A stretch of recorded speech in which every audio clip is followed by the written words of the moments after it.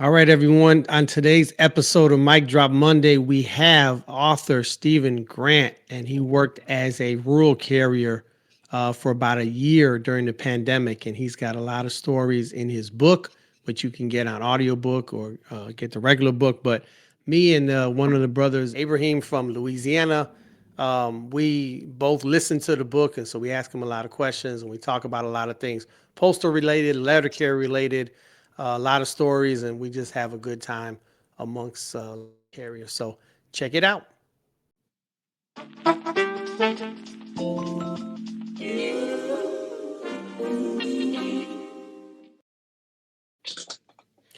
All right, welcome to another edition of Mic Drop Mondays. Today is January 27, 2026, and we have a special guest here today. His name is Stephen Grant. I will turn it over to him in a minute so he can introduce himself. He wrote a book called Mailman, and it's got something else, but I call it Mailman. And we're going to talk about that and a few other things. And we have another special guest, which is Abraham, and I'll let him introduce himself. Both he and I listened to the book on audio format, which is, I found out, is not the same as reading a book as far as like retention and stuff like that. But nonetheless, we're in tune with the book itself, and we'll have a lot of things to talk about.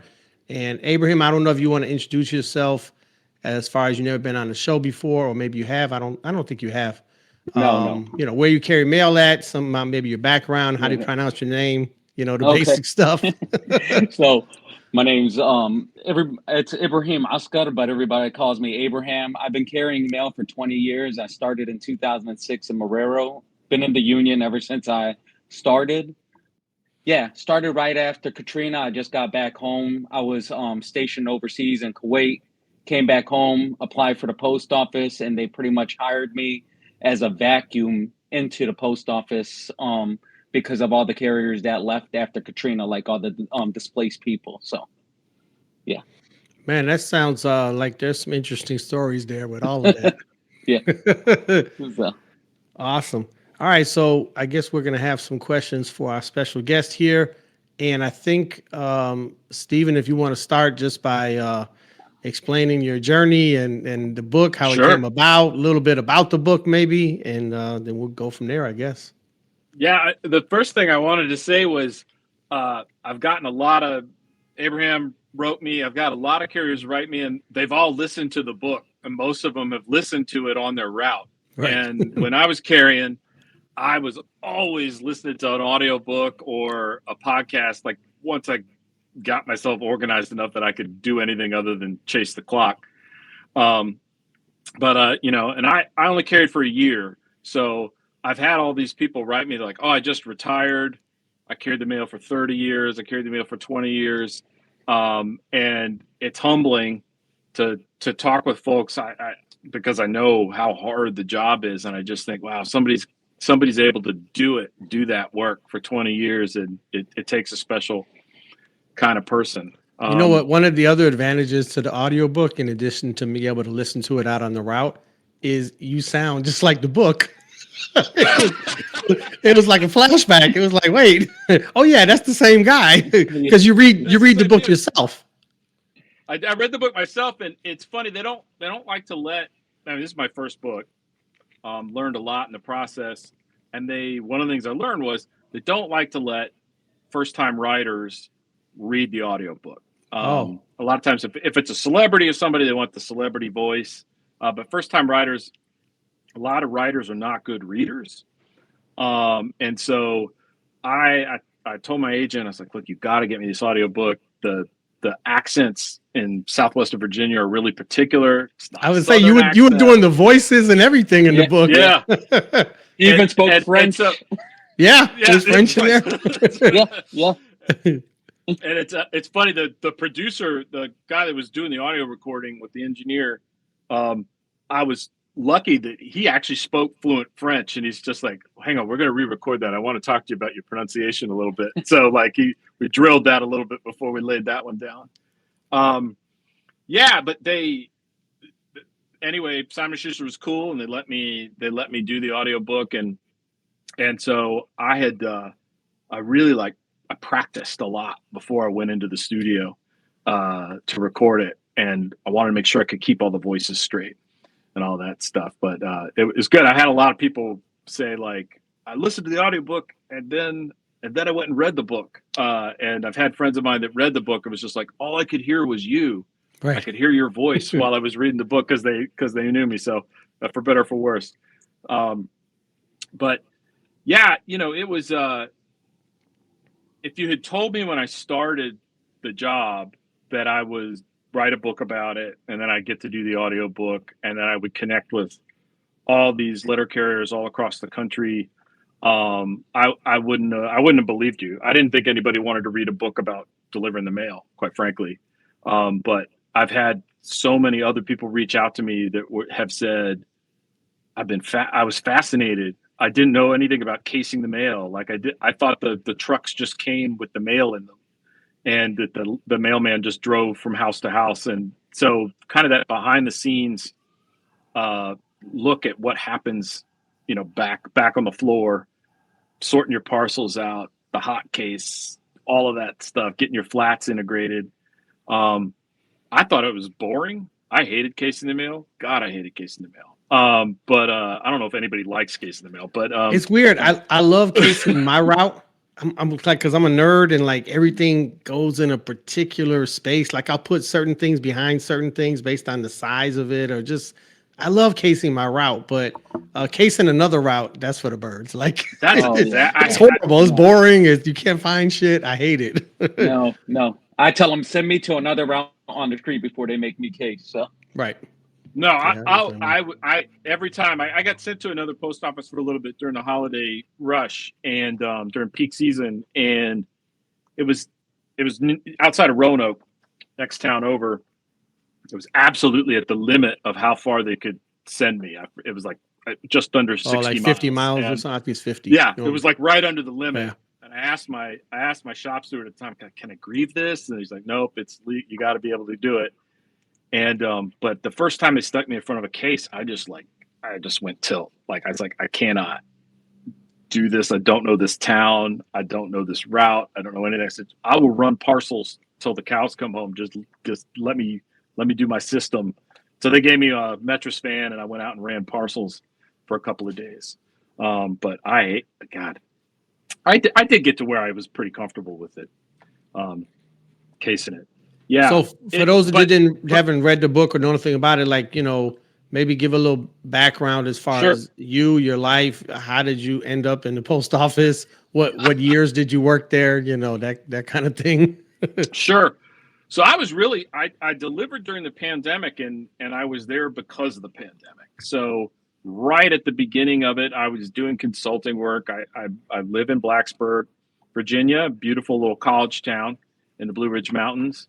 And so I was working remotely and flying up to New York, sometimes out to California. And the company where I was working, basically they just folded up their tent at the beginning of the pandemic. So many of their clients are like, we're not going to spend money on anything right now. They stopped using our services. So I was just out, and I needed healthcare. My family needed healthcare. And I started looking around for any at least you thought you did.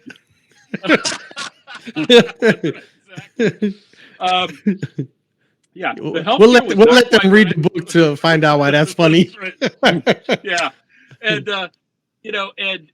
but at the beginning of the pandemic, the only place that was hiring was the U.S. Postal Service, and so I signed up and went to the Postal Academy, and the postmaster at the Blacksburg post office was like, it's going to be 1 day a week. But we can get you moved into the office, because it was good. Originally the slot was down the road.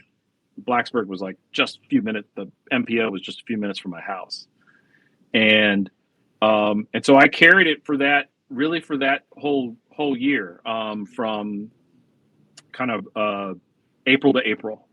So got laid off, pretty much went right into the academy, and then really, as things started to open back up at the end of the pandemic, I was able to go back into my previous career. So I was a white collar guy. Like this was a big shift for me, and pretty humbling. I think, and I write about this in the book a little bit. I think most people think, they see the mailman come up the street. He's just maybe going from house to house or pulling up at the mailbox at the end of the driveway, and that they think that's the job, and that's like 1% of the job.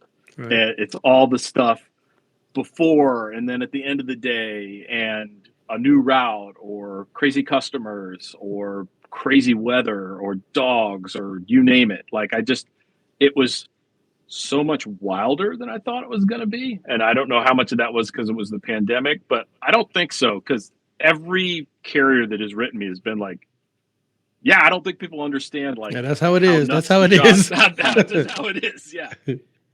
Did you take notes? Like, you seem like the type of person that would kind of like, I don't want to keep a diary, or you know what I mean? Like, I didn't pour out my feelings to my diary, but I did have a little log book. And so I would write anytime, I would do the day, what route I was carrying.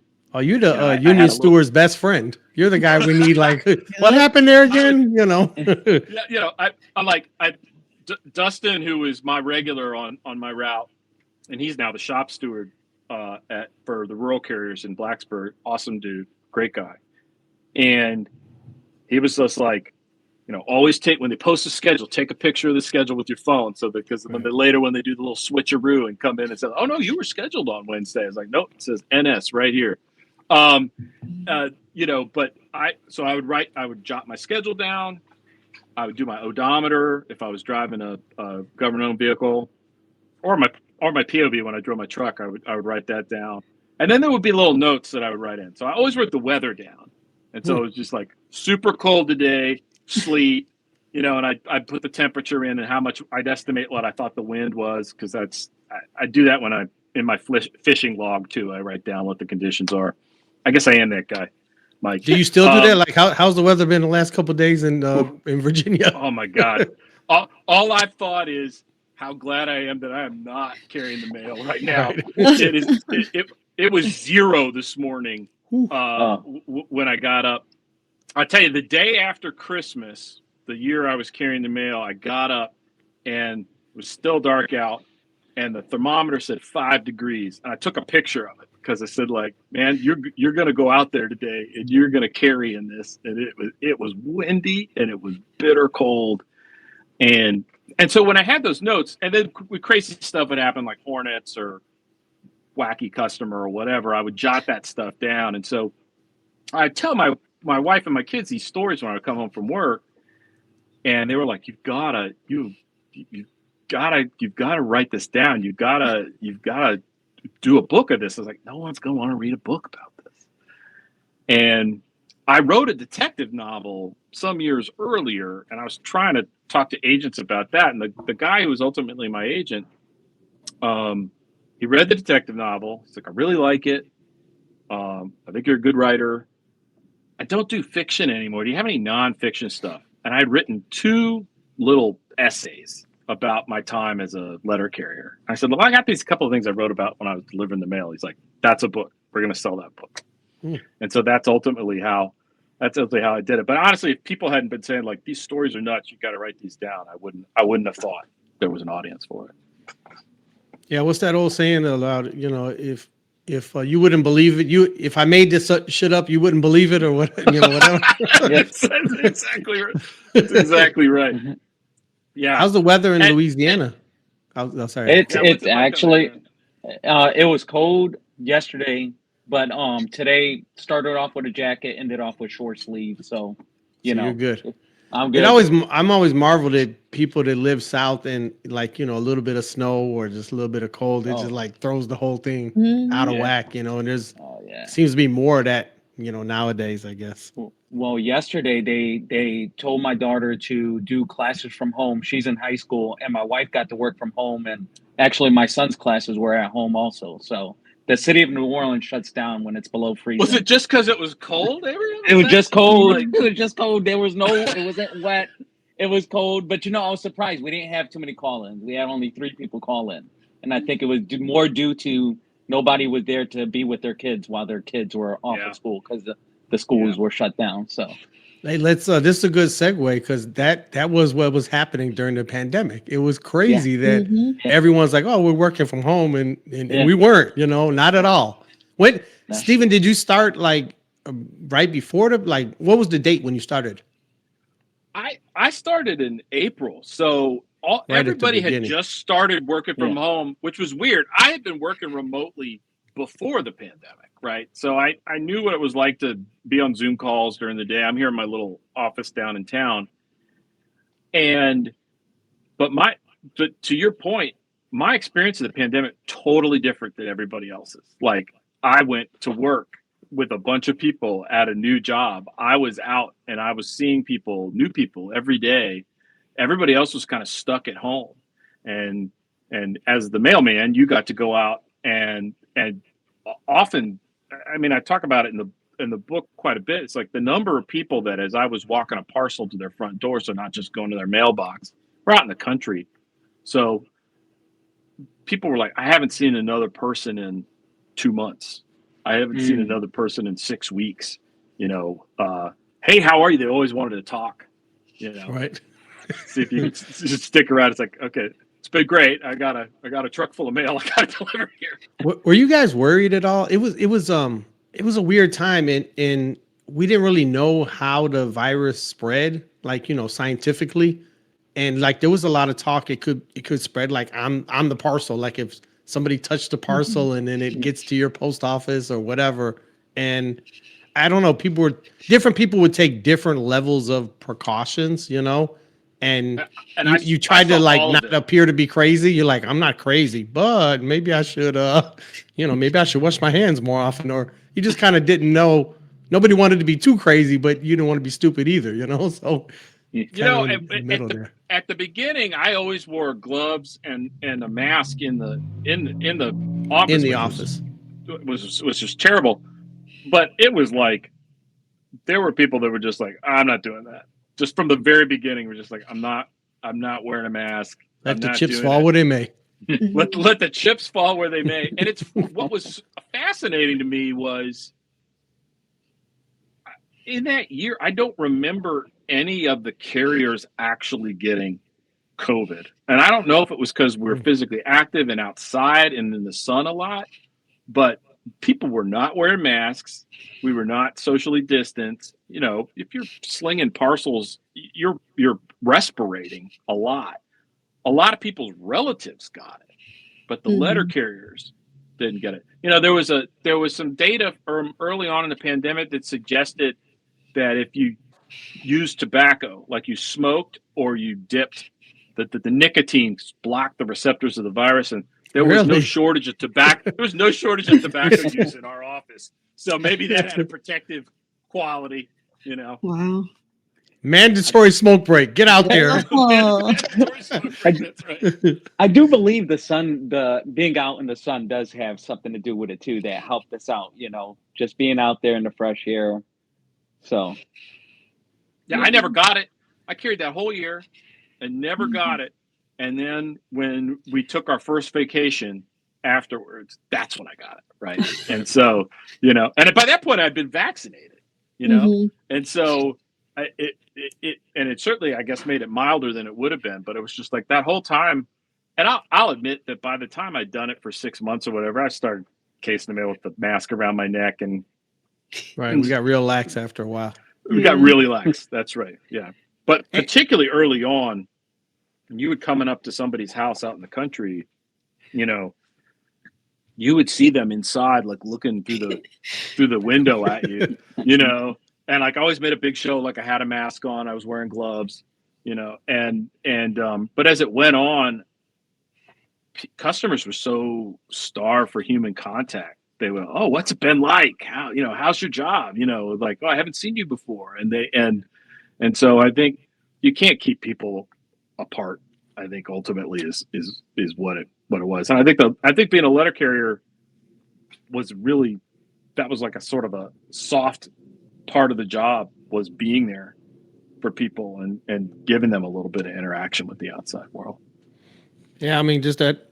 And I always say this, that there's no taxpayer money in the Postal Service. So you're getting us for free, right? I mean, the people pay postage, companies, all that money is in there. So obviously we're being paid, but the taxpayer, there's no additional money you're paying for us other than, the service that we're providing. But in addition to the service we're providing, we are out there in every community in America, and there's value in that. Nobody can convince me otherwise. There's value in that, and that's like, that's extra. You're getting that for free. We look out for the people, and just having that sense of community, and just knowing that there's going to be someone coming to my house every day, and if I have something, it comes to me. If I want to give them something, they take it and they put it out there in this big world, and and it goes wherever it needs to go, and then that person is one that is the eyes and the ears of the community, and there's just a lot of value in that, in my opinion. There was one of our regulars. He and his son went down to Florida for a soccer camp early on, and which is weird that it was going on during the pandemic, but okay. Outside, I guess, I guess because they were out in the sun. I don't think Florida shut down. Or maybe that's it. There you go. It was Florida. Yeah. They were like, we're just going to ignore this. Yeah. But he told me as we went around the route, there was a older woman on the route, a customer, and he said, listen, if you don't see her for a couple of days, I want you to call me, because I'm supposed to get in touch with her son. I keep an eye on her for him. And, and he knew every single person on his route. I know that's not news to anybody on this call, but I for me as an outsider still at that point, I was just like, wow, this guy, he is part of the lives of all these people. He touches them, makes contact with them every day, and they rely on him. And I do think, Mike, that there's a huge value to that. I talked to a guy who was a postal policy dude at the American Enterprise Institute, which I did not think would be pro postal service. I thought they'd be like all about privatization. Is that a right wing think tank or something like that? They're kind of pro business. They're more pro business than anything else. And so, but he had written a review of my book, and I emailed with him a little bit, and he says, look, the United States is so big.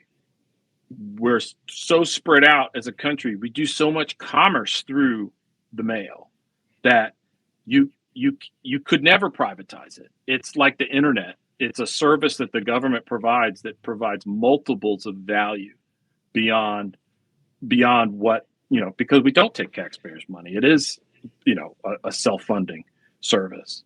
And I was really surprised by that. I'm supposed to do a talk up in DC with him at some point where he's gonna kind of do macro and I'll do kind of individual level thing. That's interesting. I mean, it kind of does make sense though that business in this country, because there's some inherent advantages in this country for people that are in business, and one of those is the network, like the highway That's system, right. But the Postal Service is a big part of it. We're the largest delivery network in the world.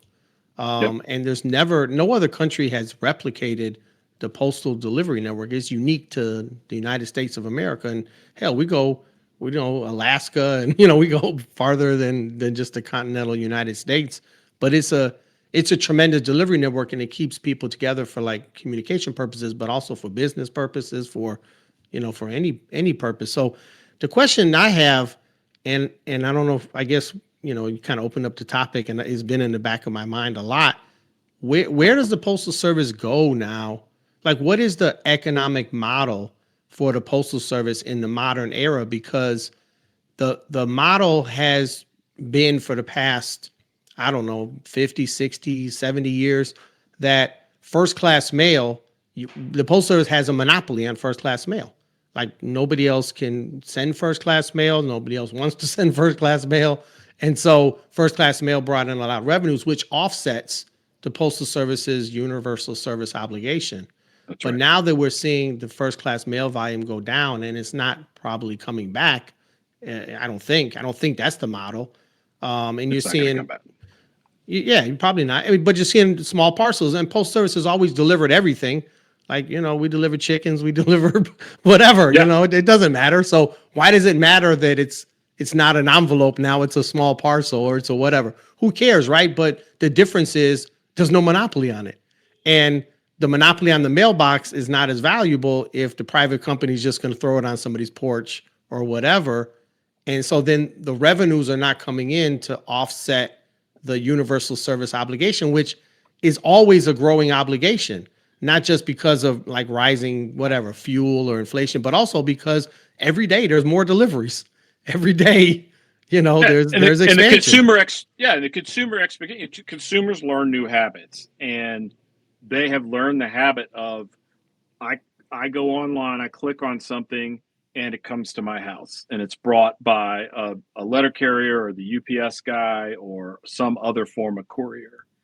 And I'd have to say that not that they asked me, but like at the level of the first thing about the Postal Service is it is part of the United States government. And so there are services that can be provided through at the individual post office, like filing your taxes, like access to Social We're going to do the Security. census. Yeah, we could conduct the census in cases of national emergency or natural disaster. When we had the hurricanes down in Asheville, North Carolina, I have a couple of good friends that grew up down there, and up all those hollows where the roads had gotten washed out and stuff like that. The rescue services, they were talking to the carriers to say, have you made contact with those people? And so they were operating the rescue services, basically using the post offices as staging areas. And I'm like, well, that's one thing that the Postal Service could be doing right there. You want to talk about a group of people that already have an intimate knowledge of the terrain, of the people that live there, of that could direct first responders or disaster recovery teams. Why not? Why not have the postal services be a place where everyone could charge their phone in a natural disaster that could provide backup communications? And it's the way that the legislation is written around the post office is, on the one hand, it has our collective bargaining and it provides protection to the crafts, but it doesn't let it respond in a flexible way to the changing needs. Because you just said it, Mike, the business model is outmoded now, but they don't have the freedom to change. Amazon, subcontractor carriers, all this other stuff, they do not go to every house every day. Only the USPS does that. And if we were able to negotiate a better deal, for the package services that we provide, if we were able to upgrade the equipment, LOV is not designed to carry parcels, Right. For sure. And like we can machine sort first class mail into DPS. That's why it's cost effective for us to deliver that. But we can't make the automation investments to try to pre-sort. Imagine if when you got to work that day, if your cage of parcels was already ready for you in route order, right? It should be, right. And it came off the truck that way. Right. How much more volume could we handle, right? And so, but that's a capital investment, and that's legislation stuff. Even the case, and it's maybe it's not, it wouldn't be had bigger impact as what you're talking about, but the case should be designed for the modern era, and the post office is not. The post office could do that themselves, and they're not doing it. Absolutely could, yeah. So I think that's interesting. Diversify the services, and also reimagine what those last mile services are that we're doing. Like you said, why is a separate organization doing the census? Like, we could do the census. We're already doing it. We're there. Is there any chance we could get a monopoly on Spurs, like anything that fits in the mailbox kind of thing, the way we had a monopoly on first class mail?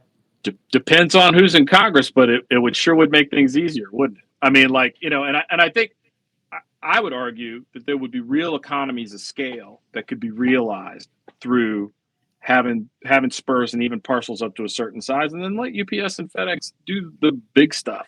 You know, I know for a fact that when we were doing Amazon deliveries for UPS, we had that SureShip contract or whatever that thing was called. Last mile. They took all all that last mile stuff that they couldn't make money on. Their computer sat there and sorted it out, and they dumped all the money losers onto the Postal Service, and then they took the parcels that they could carry profitably, right? We have to take them with the universal service obligation. Same way they used us as leverage with Amazon. Amazon was like, all right, UPS, we don't like your contract. We'll just give all the parcels to the USPS because they have to take it. And, you know, if we were able to set prices, you know, and you could make it so that it wasn't price gouging, but you'll get called a communist if you say that. I mean, by law, by statute, you know, you can't price gouge. You have the postal, what's that? Man, it just slipped my mind. The regulatory commission, right? Yeah. And if you, even though you have a first class mail monopoly, the Postal Service doesn't charge $1 per letter or whatever. They don't just charge whatever they could because you have a monopoly, but you charge, you know, what your cost is or whatever. And I just think it'd be valuable to the country to do the same thing for anything that fits in a mailbox. And then you'd be guaranteed, you know, everyone gets the same level of service and delivery. Like you said, a private company like Amazon or whatever, they're not going to do that for you. And you get us for free. Because I don't know if this current model is sustainable, and you're running the risk, I think, here in America of losing us, having that letter carrier out in your community every day. And is that something that, you know, people would fight for? People would try to change something. It wouldn't be easy, but, you know, would people stick their necks out to try to figure out a way to keep this network alive? Okay. So yeah, if there was some type of monopoly or some type of agreement that like spurs or anything that fit in the mailbox or anything that fits in the case came through the Postal Service, you know, you would still have regulation through the government, through the Postal Regulatory Commission or whatever. I just don't know if there's an appetite out there. You know, someone's got to stick their neck out. Someone's got to try to like make this work. And there's where I don't know if we get there, but I think we got to start at least with coming up with like a game plan and a strategy. Yeah. I'm encouraged to hear that maybe there's other people out there, businesses and stuff like that, that want to see a strong post office, because all the rhetoric you hear, like political rhetoric, is, you know, post office is a bloated government agency. And, you know, there's certainly an aspect of that, but I mean, you're getting it for free. I mean, tell me another government agency you're getting for free. You're getting it for free, and you know, 16% of all the customers serviced by the USPS are rural. That is not anything that could be cost effectively serviced by the private carriers.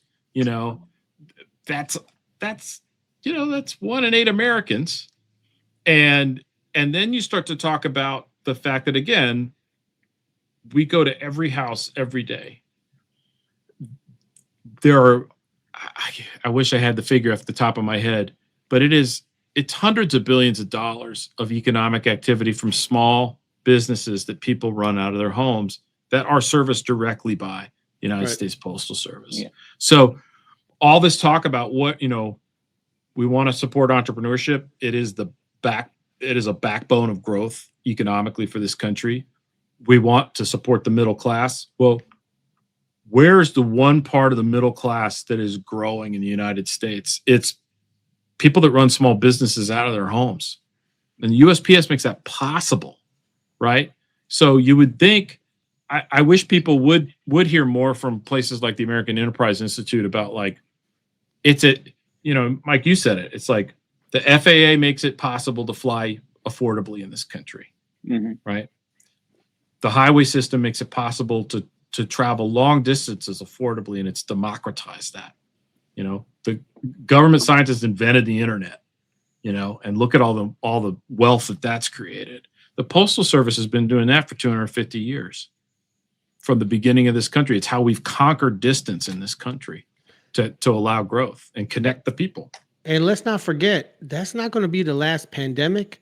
And don't even, you look at climate change and in these different weather events, something like the pandemic, some type of virus type of thing, all these emergencies, whatever it is out there, the Postal Service is there and it's reliable. There could not have been an election in 2020 without the Postal Service. There could not have been. Like we would have just had to flip a coin or something. Like there was no way to do it if the Postal Service didn't exist. And all these Monday morning quarterbacks that talk about the Postal Service is inefficient. First off, I don't buy it. Right. Second, to your point, Mike, people aren't paying for it. It's paying for itself. It's a service. Right. People don't talk about the Army being inefficient. The Army is in service of the national security. And the post office was resilient in the face of this global pandemic. It's a 250-year-old organization that was able to pivot and keep the lights on in this country during a year-long national emergency. And I don't understand why they need better. The Postal Service needs better PR. They need to get credit for better credit for what they do. People don't understand about how it's self-funding. And I think people just need to see more of the value. I hope the book does some of that. I think it has in a small part. People understand what carriers are out there. It's a little peek behind the curtain there. It's a little. That's right. That's right. Gives them an idea of what's really going on. And it's, Abraham, what are some of your thoughts on the book and some of your kind of comments or questions you got for Steve? So I'm going to be honest with you. The first opening of the book, because, you get to listen to the first 5 minutes for free. And I'm listening to it, and you're talking about the guy, you're bringing him the sword. And that happened. I have a similar story that happened during the pandemic. And it was like, hey, man, you got the sword. And the guy opens it up. He's like, yeah, we can curse. I used my fucking stimulus check just to buy the sword. I was just like, yeah. Dude. And I was just like, it brought back a flashback. And I hate to say, whatever. But this guy pulls up to me. I'm delivering mail. I actually know exactly where I was. He was like, yo, Abe. I was like, yo, what's up, man? And he was just like, I just got my stimulus check. I'm about to go buy a gun. I was just like, and I'm out here delivering mail, So I'm just like, so yeah, it was a lot of guns bought during that time. There were a lot of guns. Yeah, but it's like people. There's a little bit of the strangers on a train effect. I think people would just tell you crazy stuff like that they were getting during the pandemic. I can't remember if this story is in the book or not, but there was this huge parcel from Colorado, and we could hear it. There was like something in there that you picked it up and shake it, and it got dropped in the loading dock, and the corner of it busted open, and all these vape capsules came out, and two of them broke, and the weed was so strong, and like a couple of the older carriers was like, "What is that smell?" And like, man, another dude. A city carrier who was loading his vehicle right next to mine, and he and I looked at each other. It was just like, guys, that's weed. It's from Colorado where it's legal, and I think somebody just got a care package, and then immediately one of my coworkers was like, picked it up. Was like, I gotta smell it, and then it got handed all the way around. One older city carrier, she came up and she's like, I've never done weed. I want to try it. And it's like, well, you're not really trying it. You're just smelling it. She's like, give it to me. And she just took this rip off of it. And I was just like, God, I hope everybody's okay today. But like, there was crazy stuff like that in the mail all through the pandemic. I think it says a lot. People trust us. So send it through the mail. It'll get there. It'll get there.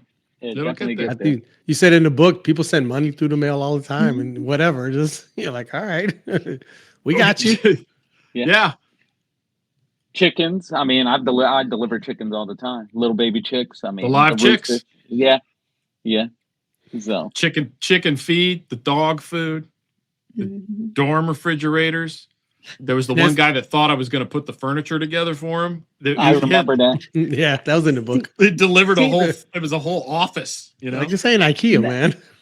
I'm going to be honest with you. See, that's the problem that I have right there because, like Steve was saying, he bring that. Like we delivered a lot of furniture. I remember looking at my postmaster during the pandemic and saying, I didn't know we were going to start delivering furniture.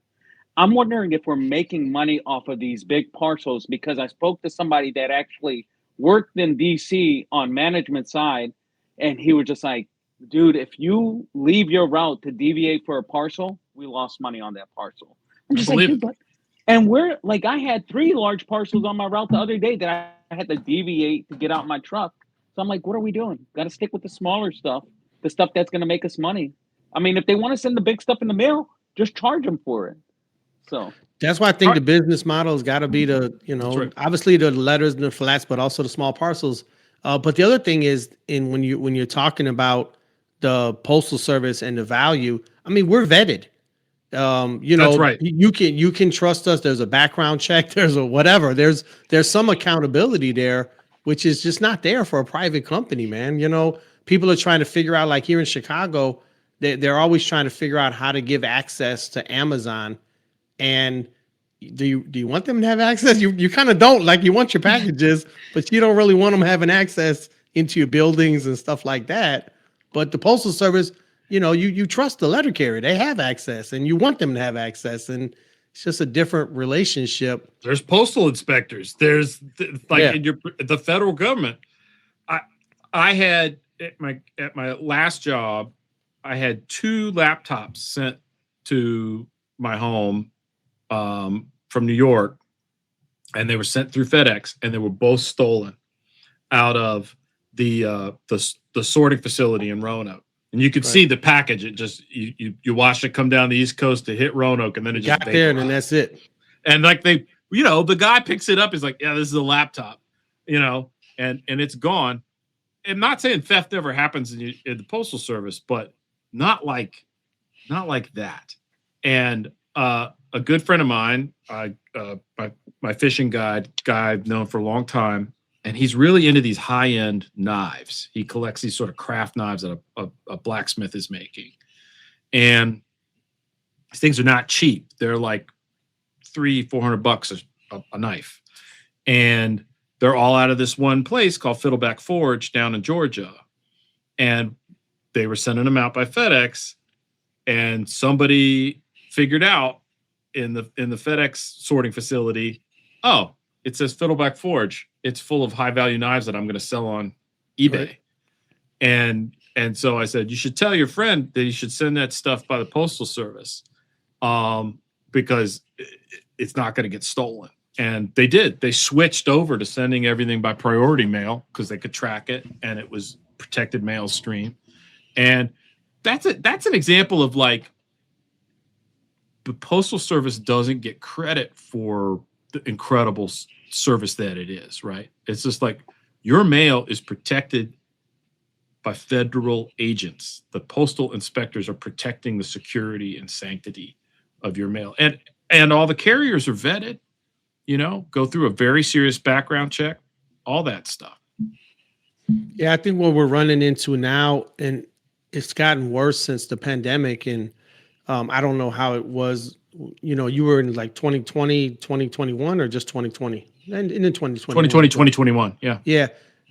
So it's been almost 5 years now, but I just think it's just getting worse and worse as far as people are not coming into the job with the career mindset, and the number of letter carriers that take the job seriously. Whether you're going to stick with it or not is kind of another subject, but while you're here, and because the pay is low, and a lot of the culture in the Postal Service, to me, has not been modernized. There's and the rural carriers are different, but the level of harassment with the city carriers these days, it's just insane. Like, every single minute of every single day is micromanaged, and you're like, Jesus Christ, I go work at damn McDonald's and they leave me the hell alone. I don't have this high level of the clock that you guys are on. You got to scan inside. I mean, now, as I understand it, the rural carriers have shifted in that direction. But I basically was trusted with people's mail. Like I got out on the route. That's how it used to be for us too. Like Yeah. I started in Yeah. the damn 90s, but for a long time, that's how it used to be. We'd go to the street and that's it. I mean, you never dealt with the Postal Service, the managers or whatever, as soon as you got to the street. But now it's constant surveillance and constant questioning every little thing that you're doing.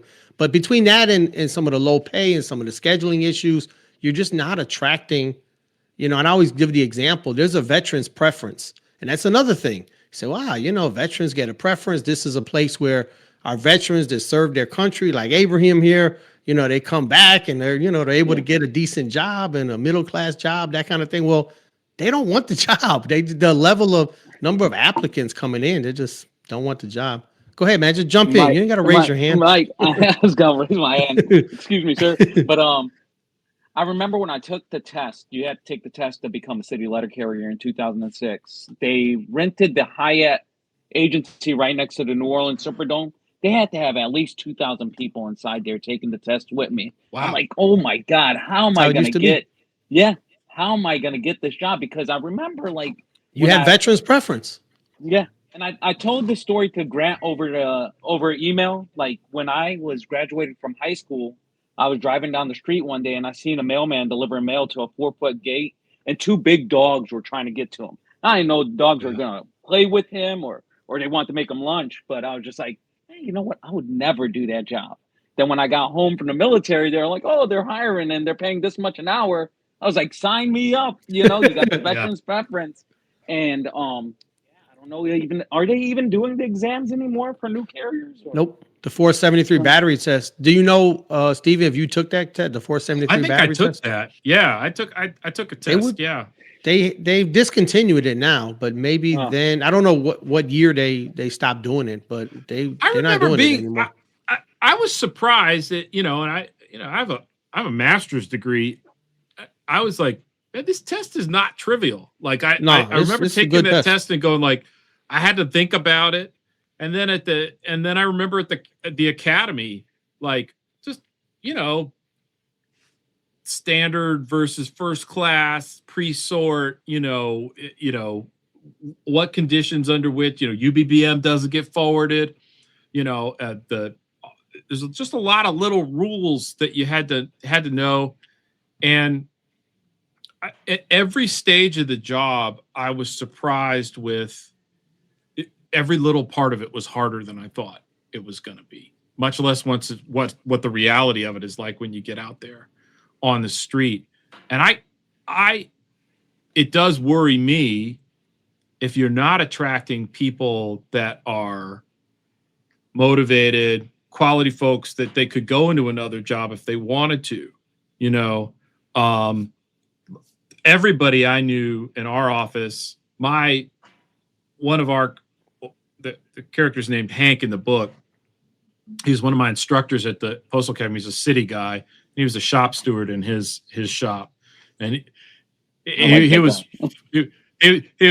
former cavalry scout in the Army. Oh, yeah. And this call your shop steward. He was wired tight. This guy was wired tight, and he was hilarious. But he was just like, he was on it. The guy that ran maintenance in our post office, he was a vet back from Iraq. He was on it. We had these really high quality guys out of the service that were there to continue their time in service and contribute to the thrift savings plan and all that. And it's a shame that it can't be the path to the middle class, to a solid retirement, because I still think the job comes with respect. I felt, other than a couple of really horrible customers for the most part, I was treated with respect. And I think I would like to think that most letter carriers feel that when they're out there. You don't get it from everybody, but from the majority of people, you're out there, you're in service to the community and to the nation. And I would hope that the sort of flexibility in the culture that you're talking about, Mike, can be returned or preserved at the post office, because it's part of who we are as a country, honestly. Yeah.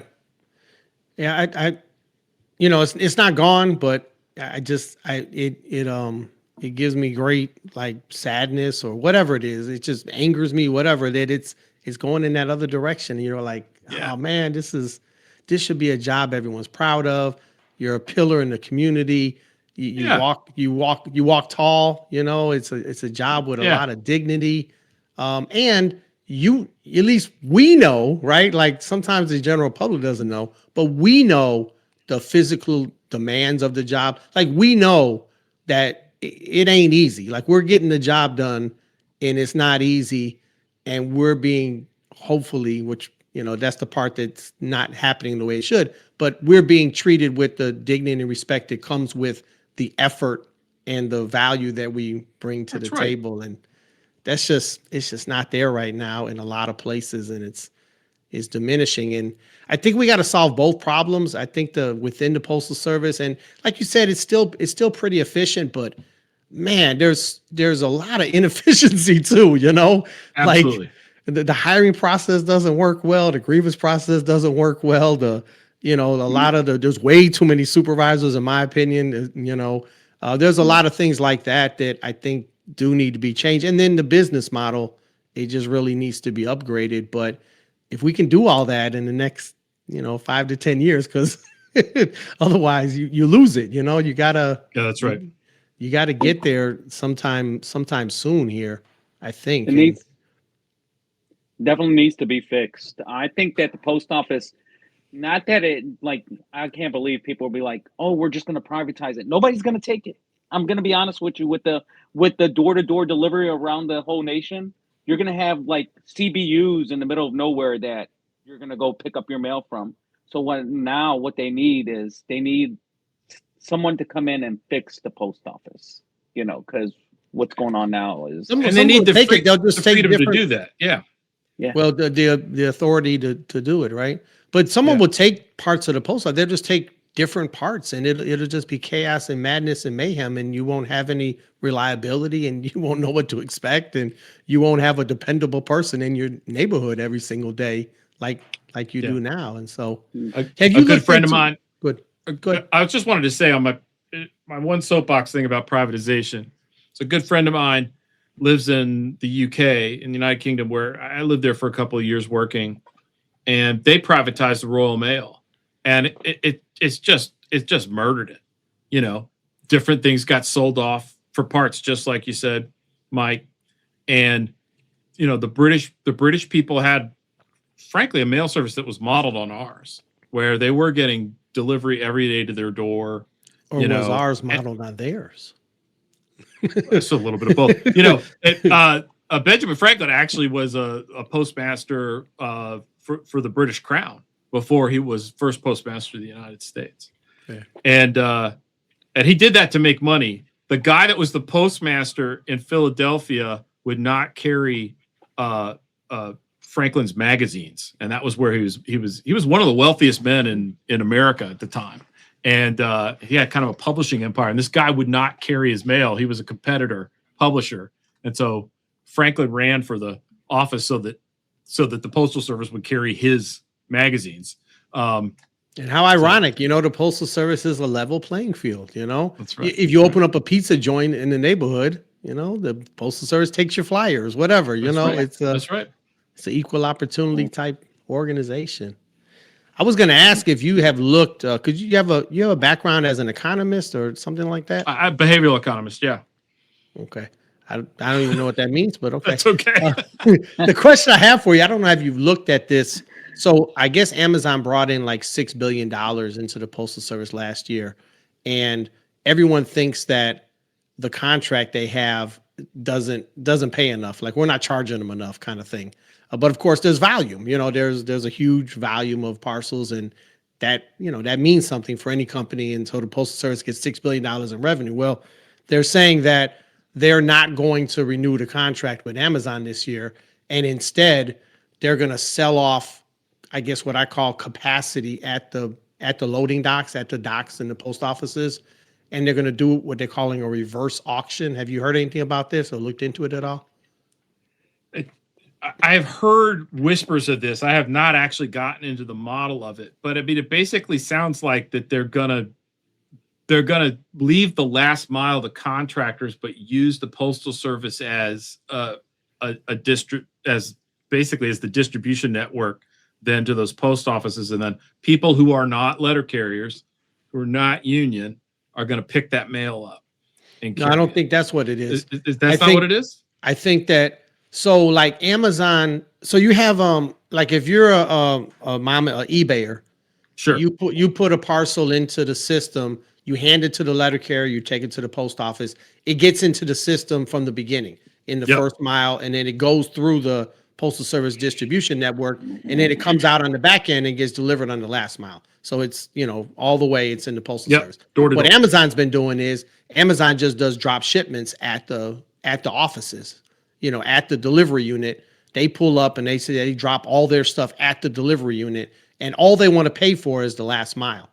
And what I understand this reverse auction thing to be is, instead of selling all of our last mile capacity to just Amazon, which is $6 billion, we're going to try to auction it off to different Macy's, Walmart. I don't know who does. A lot of companies do delivery now, right? Yeah. And so you'd auction off that capacity, the last mile capacity, to any company that wants to bid on it.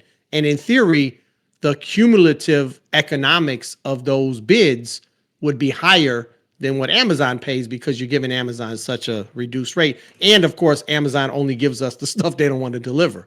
We got all the heavy shit. We got all the stuff that, is out far away and all of that. So look, on paper, that sounds like it's a way to let the market set the price for that capacity, right? So the economist in me goes, hey, look, if that works, you're actually gonna find the market value of that capacity through an auction system like that. And I would applaud the Postal Service for getting creative and trying to think of a way to like maximize the value that they're going to get, because they only got so much capacity. So obviously they want to maximize the value for that capacity. It sounds like a nightmare logistically, right? How to organize that, right? from an organizational standpoint, it sounds like a nightmare, but okay. It also sounds like then we wouldn't have to be moving it from a process and distribution center. The stuff would just come directly to that PO. So I don't know. And the post office is building these S&DCs, which are sortation and delivery centers. And they're building them kind of slowly. This was the Joys thing, right? Yeah, and it was the Joys thing. But they've built I don't know, maybe close to 100 of them around the country now.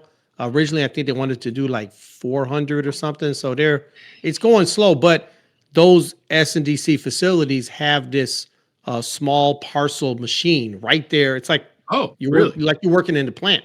Yeah. So parcels that come in, they're sorted to the route into these gurneys right there. And that machine, I mean, it don't take long. It runs them through and it sorts them. And so in theory, if you had drop shipments at the post office by say 6 a.m. or 7 a.m. or whatever, we'd be taking them to the street by 8 a.m., kind of thing.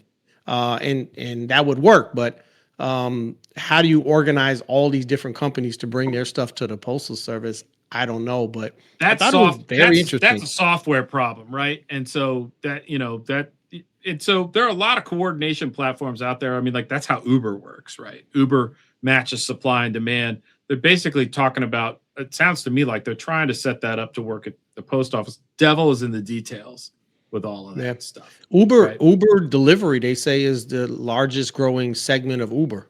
More than Uber Eats, they're out delivering. Are they? I don't see them a lot in Chicago, but are they out there a lot? Abraham, you see them out there? I'm going to be honest with you. I've been seeing, I'm guessing they're calling it Amazon Flex, where they're just like regular average Joes. That's Amazon. In their cars, just dropping stuff off, and I don't know if it's Amazon or whatever. They have a scanner. I'm not sure if they're working for Amazon, UPS. They're not putting it in the mailbox. They're just taking whatever parcel they have and they're scanning it at the door and dropping it off. And they're all in their own vehicles in a little vest. And, they got the whole I've seen one time they had the whole family with them, like the Grant crew from the book. So, so yeah. Hey, we've all done that. I love that part of the book. They brought the girls to work with you. Dude, Oh man, I've done it so many times. Bro, I delivered to my subdivision. I don't know. I deliver my own mail. I had a couple of carriers write me. They're just like, man, you cannot do that. And I was Right. just like, I know, but I've also had a lot of carriers say like, oh yeah, come on, everybody's done it. You know, It's I don't know. cool. The kids like it, and like walking around all day. That's what kids do, man. Like my daughters still brag on it in their college essays. Both of them wrote about it, and so I was glad we got to do that together. Yeah. Yeah, it's really cool. And did they get to meet some of your coworkers and stuff like that too? Yeah, that was really awesome. That's always cool too.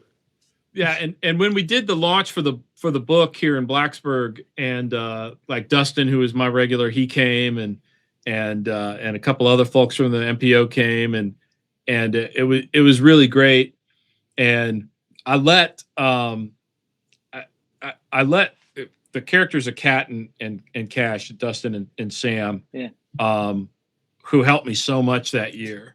And I said, look, if you guys want, you can read the book and I'll take out anything that you don't want me to put in. And they're like, no, man, we trust you. I was like, okay.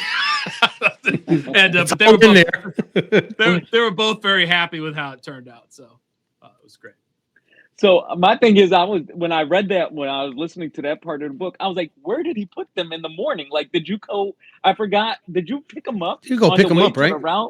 I go pick them up. So I had a Faraday bag which blocks cell phone signals, and so I'd drive out of I'd have everything in my truck, and then I'd drive out of the post office, and I'd stick my scanner in the bag, go get the girls, come back. I thought I was being super sneaky, and Dustin was like, dude, everybody knew what you were doing. Like we knew you were out there with your kids doing that. So, but it was the pandemic, man. They were just glad that the mail was getting delivered, I think. Oh yeah. Yeah. And I think the funny part was, if I recall, it wasn't so much, I want my girls to have this experience. It wasn't like education. It was like, I need help out here. I need a couple of hands. I don't know if you've ever been in a Toyota Tacoma, but transmission hump is really high, and I could not, for love or money, get my leg over that transmission hump. You know, the rural carrier swing, where you got to throw your left leg and your left arm out over the controls. Looks crazy to us. It looks crazy. I don't know how I don't know how y'all do it. And so I was like, but wait, if Walker ran parcels for me, and then so I'll just tell her when to jump out, and then Matilda can take the bag, and she'll basically do it like a parking loop. And that worked great. And man, the whole neighborhood would come out. It was like, oh, they're here, and they were all waving hello to us and everything like that. So it was great. It was absolutely, my solution was free labor from my kids instead of buying a new car. If they ever needed to sell like Girl Scout cookies or anything, that they could have done well. That's right. I tell you what, I have this question, man. So, Steve, since you became the mailman for that year, how much, when you're at one of the stores like Trader Joe's or Walmart, yo, Steve, that's my mailman. Do you still get that now? Or I've had people come up to me. I've had people come up to me and go like, "Hey, you are a mailman, and then you wrote the book." I was like, "Yeah," and I was at the doctor's office last week, and they were drawing some blood, and the phlebotomist is tapping me, and she goes like, "Hey, I read your book. I really liked it." I was just like, "Wow, I'm Blacksburg famous as the mailman." I made it. I made it. Yeah, exactly. Your old man was there when the shooting took place at the university, right? Yeah. Wow. I was living in California at the time. And I had gotten up early on West Coast time to take meetings on the East Coast, and I was not super senior at the time. And the office manager came to the door with a note, and usually that's because she's going to get the CEO or whatever and pull him out of the meeting. And so she kept knocking on the glass, and she was like, "No, you come here." And they were like, "Hey, you need to you know, your father's been wounded. You need to go back to Virginia. And so I basically, Wow. Alicia packed me a bag. I drove home. I grabbed that, turned right around, went to the airport, and got on the next flight back east. From that, what a disaster! I have to say, my dad really, he really bounced back from that, you know. And people from Appalachians are tough, and it gets, you know, it's a thing that people will throw out in conversation, but the fact of the matter is, my dad was a tough guy, and, you know, he didn't complain about it. He, you know, he when he was ready, which was in pretty short order, he went back to work and you know, worked as a researcher there and took care of his students for another, you know, 20 years after that, 15 after that, before he fully retired. But it was shocking. I still think about it now, you know. That's what, Virginia Tech, or what was the name? Virginia Tech, yeah. Virginia Tech. Yeah. God Beautiful bless school. him, man. He God bless your father. He was he sounded like a great man in the book. I actually remember when that shooting happened, where I was delivering mail. It's like one of those moments. This was before iPhone day, so I had like a little pocket radio I would put inside my shirt pocket with a speaker. And I Yeah. remember they were saying it on the just like on the news. I was like, whoa. I was like, I couldn't believe that happened. So yeah.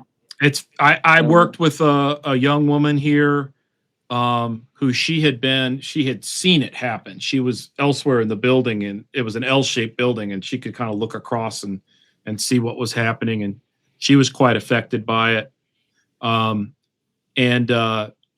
You know, the fact that my dad was a great man, and the fact that he took the service of being an educator very seriously. And he was there, you know, he could have made a lot more money in private industry, but he was there. He was a scientist, and he was there to do research, and he was there to teach. And at his service, the number of people that he either was a scoutmaster to in our scout troop, or students of his who had gone on to run departments and labs all around the country, you know, you see your father in a different light. You know, to me, he's dad. And at his service, to see all these people that were so accomplished, and they were all talking about what dad had done for them as a professor and as a teacher to them. It meant a lot to me. He was a big part of the book. I think if he had not passed away while I was writing it, he still would have been a big part of it. But he took on a larger role when I wrote the book, just because it was, in part, those were some of my last years with him. And the book kind of a little bit part of his legacy, you know? Yeah. Kind of as it passes down, and it was he always loved to hear, all the time from growing up, he loved to hear whatever trouble I'd gotten into or whatever story I had to tell him. And that whole year while I was delivering the mail, he was, what do you got for me? You know? and you know, and I told him he loved the fact that the girls were out doing the mail with me. And he, anytime I got into a crazy story, he wanted to hear about it. And, you know, there was one guy that, I delivered a fly rod to him, really nice, a Scott, which is a really high end fly rod. And this dude had built a whole separate structure on his property that had his little one-man fly fishing boat, and had his fly tying station and all his rods and everything in there. And I was telling Dad all about that. He was just like, hey, do you think we could go back there? And he would show it to us. He said, probably, Dad, but I am not going to take you back there. Because... You know what's crazy? I guarantee if you asked that guy, he probably would have let you and your dad come over there and see it. Dad, so. Him and Dad could have talked all day about that stuff. He was clearly a fellow fisherman like Dad. He loved that stuff. The letter carrier, it gives you access to, I know there was a guy, so, you know, when you live around Saturday in a lot of our neighborhoods, I mean, people are having different parties and activities and stuff like that, and the mailman's always invited. You know, Oh, you're in I love everyone's it. I yard, love you're it. in their house, you're in whatever. People like come. Love Hey, are it. you hungry? You want to come in and have dinner? It's like I cannot go off of my route and sit down and have dinner with you. Oh. But people make me a sandwich, take with me. Yeah. I loved being able to kind of look and be momentarily inside somebody else's home and their family and to see how they ate, and it changed how I saw people. I had a more cynical view, I think, of what everybody was like, and I think the news colors our perception of that. But the generosity of people, family is important to them, working hard is important to them. They'll welcome a stranger into their home. You're not really a stranger, you're the mailman. But they're always ready to say hello, or the number of cups of coffee I was given over my year was always impressive to me. That was great. That's the purpose. Abraham, how many of your customers have your phone number? Oh man, if they ask for it, now I've had to block a couple because it gets a little weird. I'm just like, what's this message? You know what I'm saying? But no, most of my customers have my number. I mean, they're my neighbors. Whenever the post office gives them a problem, they don't go to the post office, man. They'll come. They'll come straight to me. They come to me, and that's the thing. I deliver mail, like I said, in my subdivision, so I am the post office for them. Like they don't. I am their troubleshooter for whatever's going on. So yeah. That's another one of these things. Getting credit for what the post office does. They need to be talking about people like Abraham was out there. I mean, he is a part of that neighborhood. Yeah. That's my community, man. I mean, and so like whenever they'll say something crazy, like what they had, the window of operations, they will be like, just cut it off. I'm like, I'm not cutting it off because these are my neighbors. You cut this mail off, they're coming to me. They're not going to go to you at the post office. They're going to come and complain to me. So yeah, that kind of, There was a woman that she wasn't on my route, but on these long parcel runs that I was taking out into the sticks, I delivered to her pretty early on. She had a jewelry supply business. So jewelers around the country that made really high-end stuff, they ordered their supplies, so the wire and the stones and precious metals and stuff. And she had a whole kind of extension built onto her house that was sort of her fulfillment center for that. And so, leading in kind of the time before the holidays when these jewelers were making custom orders, she had lots of parcels that were going out every day. But she lived right at the foot of Brush Mountain where my folks live. And so I told her after I picked up for her one day, I said, listen, if you missed the outgoing mail that day, just text me and I'll swing by. I'll pick those things up and I can check out on mom and dad. And then I can take that stuff back to the MPO for you. And she did it all the time. Like I was sort of her personal mailman during the pandemic. But I thought, there's all these other people that they're making their livelihood making jewelry, and this woman is the supply chain for them. And if I can help her stay in business, I'm going to help all those other people stay in business. And it meant a lot to me that she trusted me, that if I could do that for her, and if I couldn't do it for her, I'd text around to a couple other carriers and somebody would go and take care of it. So that's the service, man. It's a great example. It's a great example of the service we provide, and a great example of how central we are to the country, to everything that goes on. I mean, if I can describe the post office in one word, it would be America. That's what we are, man. I mean, we are connected to each other around this country through the post office. And, so yeah, like the glasses, your shades that you had to get from Hawaii, Steve. Yeah, man. Glasses.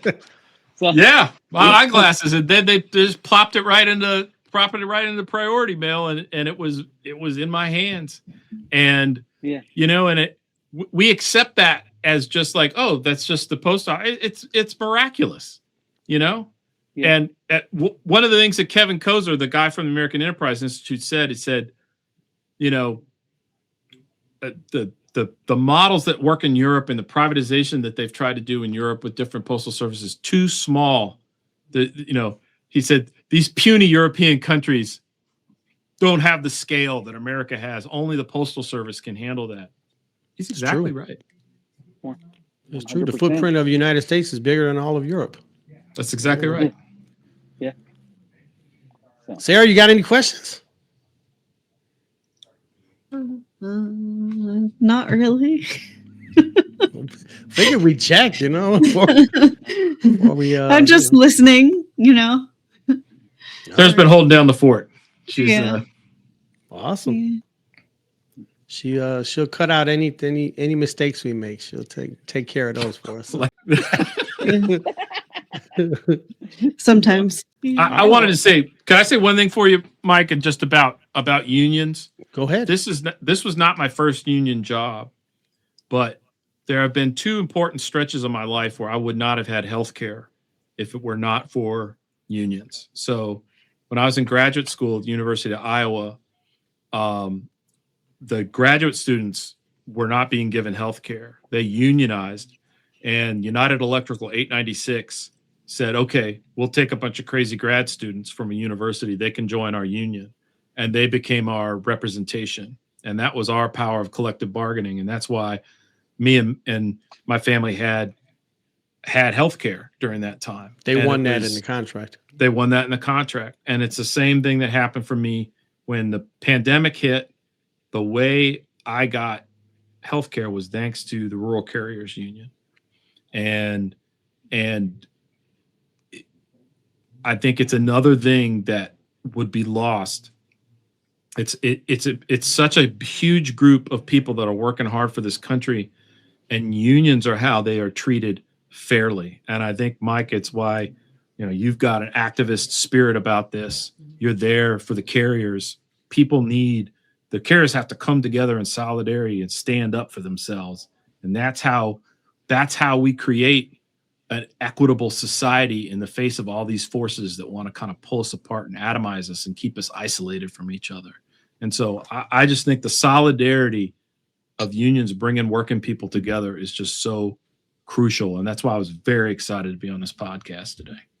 Yeah. That's awesome. I think being in a union, we take it for granted, but there's just no way you can have that type of job security. Like I always tell the new people, the pay scale goes from let's say right now it's 21 an hour to $40 an hour, and not just $40 an hour, but as you go along, you get more leave, you get more, there's more benefits and things like that.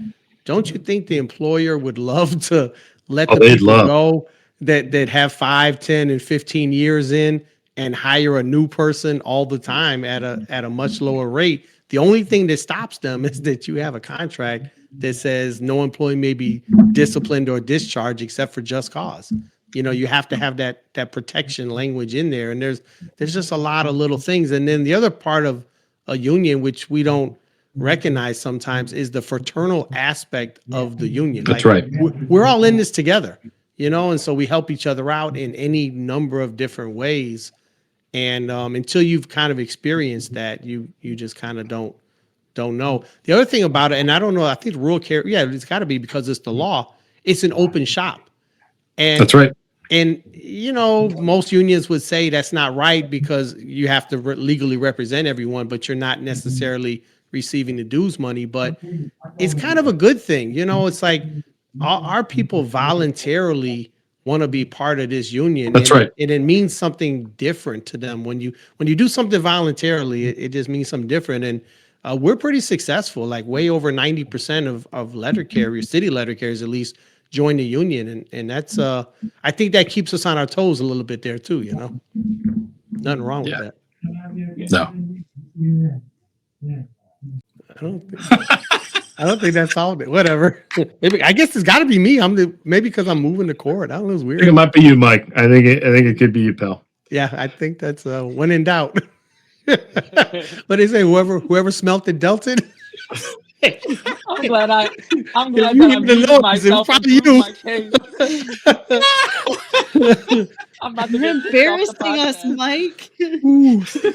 Hey man, and we were just talking about just cause, and I got I don't know where that went. Thank God for our union, dude. I tell you what, yeah, it is one thing that's very important with this job. You know, they would definitely take advantage of us. We'd be throwaway employees. I hate to say it, like how Amazon is, man. What are Absolutely. their turn rate is like what, a year and a half, and then bring like, you know, grinding out, Right. bring out another employee. So You can't build a life that way, you know. I hate when the supervisor they say a body, like we need a body on this route. And I'm like, you know, we're like skilled craftsmen, you know, we're professional letter carriers. Like you're just diminishing the thing down to that like Amazon Highly type, skilled. you know. Yeah. Highly skilled. Yeah. I didn't appreciate the skill and what the difference between an experienced carrier and somebody that's just been there even just a couple of months is like one's an Olympic athlete and the other guy's playing t-ball. I mean, you know, I felt like I hardly knew what I was doing for the first 6 months. You know, I was I think it's about a 6 month, about a 6 month learning curve there. yeah. There's not as much difference between like a 1 year carrier and a 20-year carrier, but there's a huge difference between a 3-month carrier and a 9-month 1 carrier year. or whatever. Yeah. 1 year Oh carrier. yeah. Yeah. I actually spoke to one of the members about that today. I told him, I was like, brother, because he's new, like he's been there for 2 months. It's like, it's going to take you about a year to get your feet underneath you in this job. So just keep going at it, you know. I remember the first day I started and I seen the flats, they were stacked up higher than me. And I was like, wait, I got to put that together. I almost quit on the spot. I was like, I'm not doing that. I thought this came in order. You're telling me I got to put all this together. I was like, yeah, no. You get It seems impossible, and then you do it for 6 months, and you're like, bang, bang, bang, bang, bang. Once you know your route, but I think I wish more people understood that. You know, I wish they knew like there's a fluency that you have to develop, and it does. It takes time. We had people that the day before I started, there was one gal that made it one day. She'd gone through the whole academy. And she got there and she was just like, nope, too much. I'm out. And so there's a toughness to letter carriers, and it's physical toughness, but there's a mental toughness to it too. You know, they got through that 6-month period of learning what it takes to do the job. And once you've got it, you're like, man, do I really want to give this? Nah, I just got good at it. So what happened, Stephen, with you? Was it what was the main thing that, you know, because none of us take the job thinking we're gonna do this forever. But for you, at some point, you got to the point you're like, no, I gotta move on. It was economics more than anything else. It's just like I was able to go back to my career at the level that I had left it. And you know, it's funny, like when I talk to the clerks or I've run into other carriers like at the gas station or whatever, and I worried that when I left, people were going to be like, this guy, he just was there a year. He abandoned us. And then he abandoned us. And everybody was just like, hey, so you got like a job like your old one back? And they were like, they're happy for you, man. Everybody was happy for me. And it was just like, you know, there was the fraternal aspect of it, the brotherhood and sisterhood of it. You know, it's like, because you were there, I was there, I did the job. I know what it's like. I put in a year. I got through the breakout window of when people just go to pieces and stuck it out. And there's a respect that comes with that. As I've traveled around the country, and anytime there was a dude, it's a city carrier, he's walking down the street in New York, and he looked like he was from the recruiting poster. He had on a vintage uniform. He had on the black stripe down his leg, and he had a cool vintage like gray wool jacket on and the cap and everything. He looked like he walked off a movie set. And I was like, brother, you look so sharp.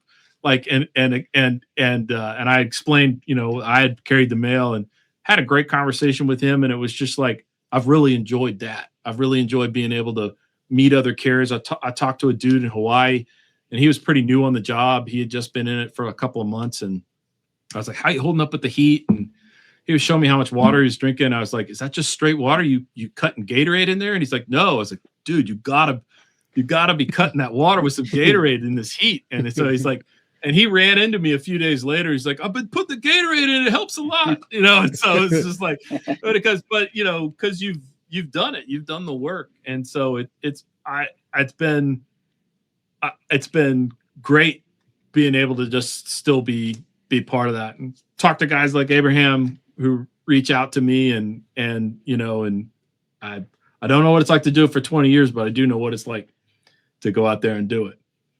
Hey, you're one of us, man. Exactly. So, Awesome.